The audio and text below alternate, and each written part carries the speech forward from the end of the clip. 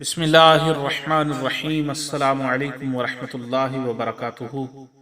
तमाम मुअज़्ज़ज़ दोस्तों को इन्फॉर्मेशन पॉइंट के प्लेटफॉर्म पर एक दफ़ा फिर से खुश आमदीद कहते हैं। सामाईन व नाज़रीन, आज की हमारी इस वीडियो के अंदर हम जानेंगे कि कैसे पता चलता है कि कोई नेकी जो हमने की है वो कबूल हुई है या नहीं हुई है।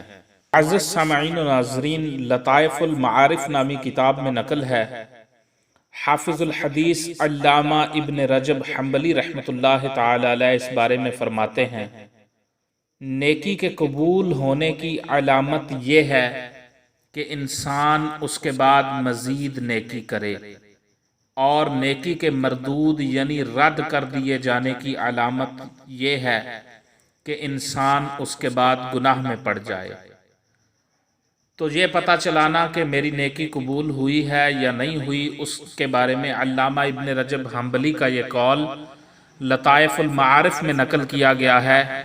अल्लामा इब्न रजब हम्बली फरमाते हैं, नेकी के कबूल होने की अलामत यह है कि इंसान उसके बाद मजीद नेकी करे, और नेकी के मरदूद होने यानी रद्द कर दिए जाने की अलामत यह है कि इंसान उसके बाद गुनाह में पड़ जाए।